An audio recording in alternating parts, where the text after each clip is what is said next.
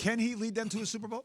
Yeah, he can lead them to a Super Bowl, but doesn't mean that he's a top 10 quarterback in the National Football League. I mean, a lot of quarterbacks that are starting underneath the center can lead their teams to championships depending on what else is around them, what the systems will allow them to do. Mm-hmm. That is simple and plain. Well, he's got plenty of weapons, too, between Brown, Julio, and obviously Derrick Henry. I mean, there's plenty there. Tennessee's problem is not Ryan Tannehill or their offense. Their problem is clearly their defense. They've got to address that, and Vrabel knows it more than anybody.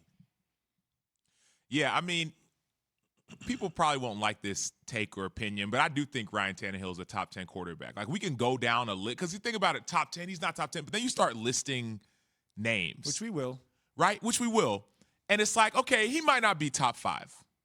He might not be top 6. He may not even be top 7. But you start getting towards 8, 9, and 10 and look at the stats and what he's done, I would put him in the top 10. I mean, it's hard to argue that. And I love what A.J. Brown said. He said, man, we don't care about it.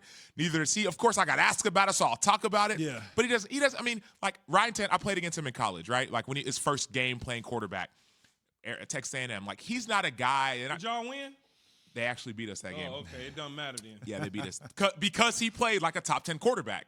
So it actually does matter. The reason they beat us was because he played like a phenomenal quarterback. He went and got drafted, now he's having a phenomenal career as a quarterback. That's when I knew that Ryan Tannehill could play quarterback. When he was in Miami, he was giving you 4,000 yards in a season. Like, that wasn't something. This isn't new. That he's at 3,800 or whatever. Like, right. Like, he's done it before, but and he's never been somebody that you go, wow, you get, that guy is special. Like, Stafford goes from a losing situation to the Rams, and it's Rams to the Super Bowl because of Stafford. I'm going to tell both of y'all something. Don't look at the numbers, man. Oh, I'm not. Don't look at the numbers. You said he threw for 4,000 yards every year in Miami. A couple of years, yeah. You're going to throw for 4,000 yards in Miami because you're losing all the time, and all you're doing is throwing the ball. Catch up. So don't look at the statistics. So what do you look at? You got to look at his efficiency. Yes. The things that he's capable of doing. What's his completion percentage in Miami versus what he's able to do in Tennessee? Are they winning games? Absolutely. Is he engineering drives? And it's yes across the board. I'll answer that if you'd like. He's perfect for Tennessee, but he may not be perfect for other teams. His 2 4,000-plus yard seasons with Miami, he's 66% and 62%. He gets to Tennessee. And his first year, now, again, 12 games only, but 70%, only 2,700 yards. And then last year, all 16 games now, 3,800 yards, 66%. Yeah, and he's very efficient. Fairly. He's good. Yeah. He's a good quarterback.